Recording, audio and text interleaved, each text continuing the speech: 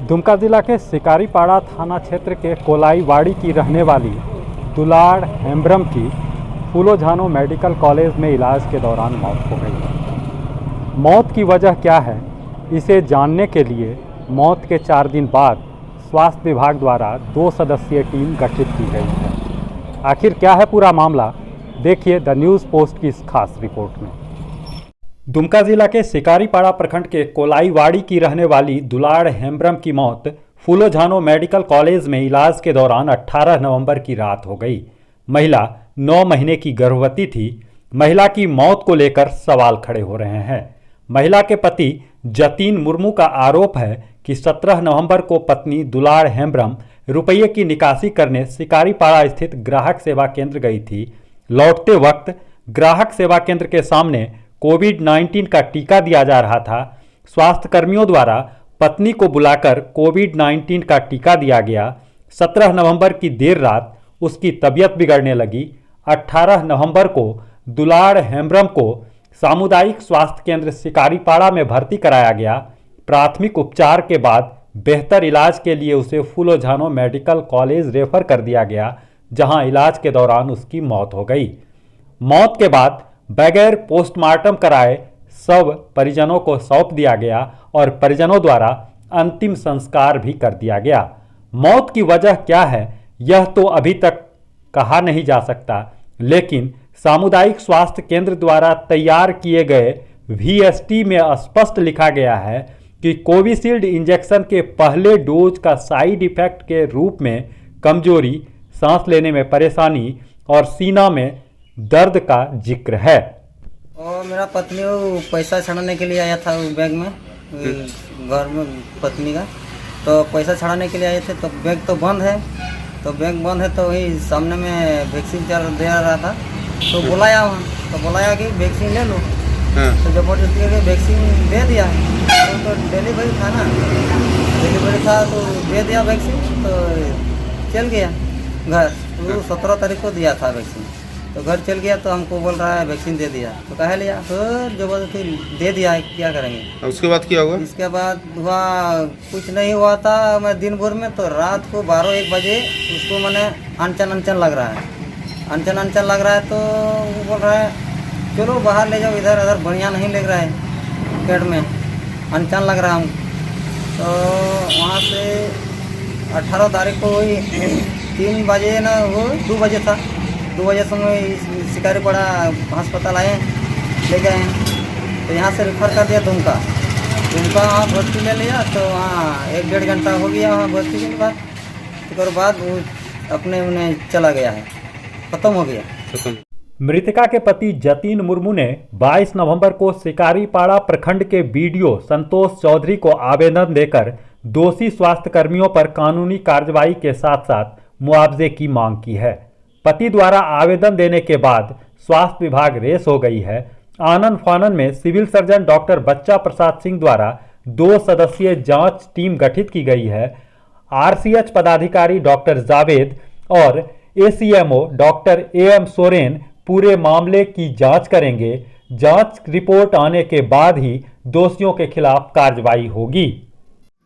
आज एक आवेदन भी प्राप्त हुआ है इस संबंध में, और अभी जांच इस पर किया जाएगा और जांच के बाद ही इस पर कोई निर्णय लिया जा सकता है। ये कितनी बड़ी लापरवाही है सर? जांच होने के बाद ही ना ये इस पर कुछ बोल सकते हैं कि आखिर लापरवाही किनके द्वारा ये बरती गई। दुलाड़ हेम्ब्रम की मौत ने स्वास्थ्य विभाग को कटघरे में खड़ा कर दिया है। स्वास्थ्य विभाग की कार्यशैली पर सवाल खड़े हो रहे हैं। दुलाड़ की मौत की असली वजह क्या रही, यह तो बताना अब मुश्किल ही होगा, क्योंकि उसके शव का पोस्टमार्टम नहीं कराया गया। लेकिन दुलाड़ की मौत पर संशय इसलिए भी है कि CHC शिकारीपाड़ा द्वारा तैयार किए गए VST में तबीयत बिगड़ने का कारण कोविशील्ड इंजेक्शन का पहला डोज बताया गया है। सिविल सर्जन भी मानते हैं कि शव का पोस्टमार्टम नहीं कराना स्वास्थ्य विभाग की चूक है। हम अगर देखें तो स्वास्थ्य विभाग की चूक यही नहीं है, बल्कि चूक की शुरुआत तब होती है जब यह जानते हुए कि दुलाड़ 9 महीने की गर्भवती है उसे कोविड-19 का टीका दे दिया गया। गर्भवती महिलाओं को कोविड-19 का टीका देना है या नहीं देना है, इसका निर्धारण स्वास्थ्य विभाग को पहले करनी चाहिए, लेकिन पहली चूक वहां हुई और उसके बाद मौत के बाद आनन फानन में सब परिजनों को सौंप दिया गया और परिजनों द्वारा जब उसका अंतिम संस्कार कर दिया गया तो अब उसका पोस्टमार्टम भी संभव नहीं है। तो इसीलिए स्वास्थ्य विभाग की लापरवाही दर लापरवाही इस मौत मामले में उजागर हो रही है।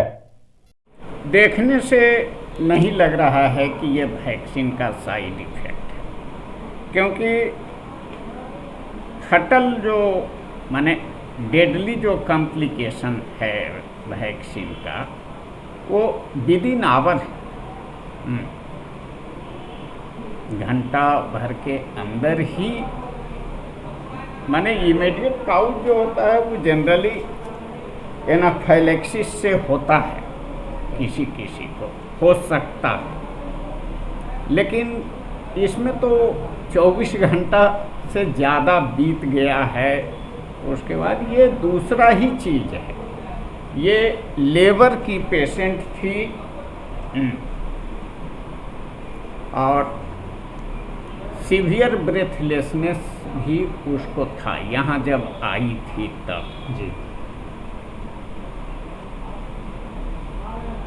सीवियर ब्रेथलेसनेस विथ लेबर भी एक्टिव लेबर में थी, इसीलिए बहुत सीरियस कंडीशन रहने के बावजूद इसको बाहर भी रेफर नहीं किया गया, क्योंकि ड्यूरिंग लेबर में थी, इसलिए वो रास्ते में ही कुछ गड़बड़।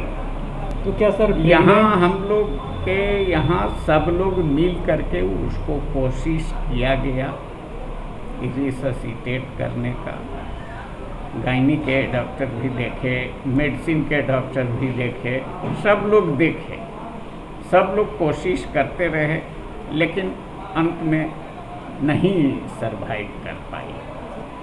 शुरू में जब कोविशील्ड वैक्सीन आया था उस समय था कि pregnant lady and lactating women को नहीं देना है, लेकिन अब वो रेस्ट्रिक्शन वैसा नहीं था।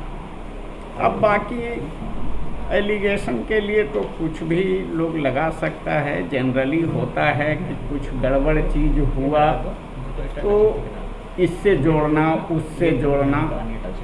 ये एक महज संयोग था कि 17 तारीख को उसको वैक्सीन पड़ी थी और 18 तारीख को बीमारी हुई। ग्रामीण क्षेत्रों में एक कहावत कही जाती है, सांप के बिल में घुस जाने के बाद बाहर जमी पर डंडा पटकने से कोई फायदा नहीं होता।